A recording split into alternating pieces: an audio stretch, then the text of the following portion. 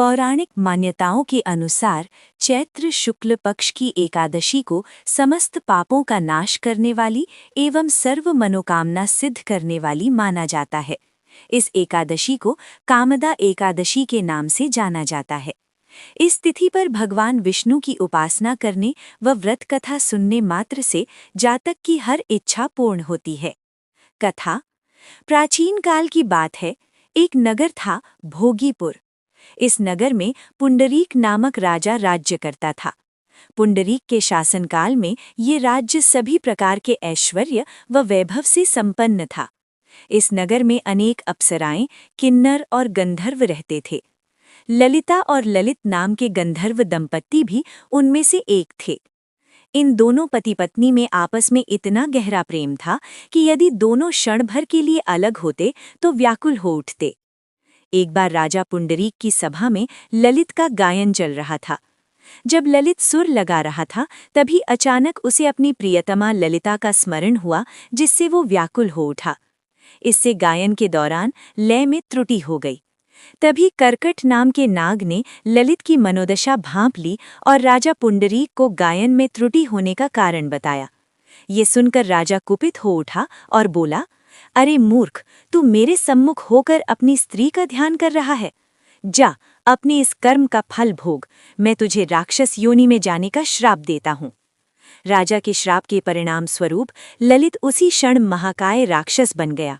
उसकी नाक किसी पर्वत की कंदरा के समान विशाल हो गई, मुख से अग्नि निकलने लगी एवं गर्दन पर्वत समान लगने लगी।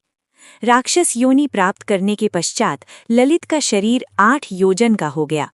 जब ललित की पत्नी ललिता को इस बारे में ज्ञात हुआ तो वो दुख से विकल हो उठी और अपने पति के उद्धार के बारे में विचार करने लगी। राक्षसी योनि मिलने के बाद ललित घने जंगलों के बीच भटकता रहता था एवं ललिता उसके पीछे पीछे व्याकुल हो चलती रहती थी। ऐसा करते करते एक बार ललिता श्रृंगी ऋषि के आश्रम पहुंच गई।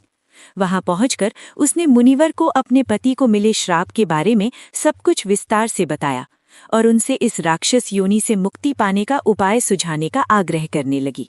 श्रृंगी ऋषि बोले, हे गंधर्व कन्या, कुछ ही समय में चैत्र शुक्ल एकादशी आने वाली है, जिसका नाम कामदा एकादशी है। इस पावन एकादशी का व्रत करने से मनुष्य की सभी मनोकामनाएं पूर्ण होती हैं। यदि तू अपने पति को राक्षस योनि से मुक्ति दिलाना चाहती है तो मेरा कथन ध्यानपूर्वक सुन। तू सच्ची आस्था और विधि विधान से कामदा एकादशी का व्रत कर और उसका संपूर्ण फल अपने पति को दे। इससे राजा के श्राप का प्रभाव नष्ट हो जाएगा और तेरा पति असुर योनि से मुक्त हो जाएगा।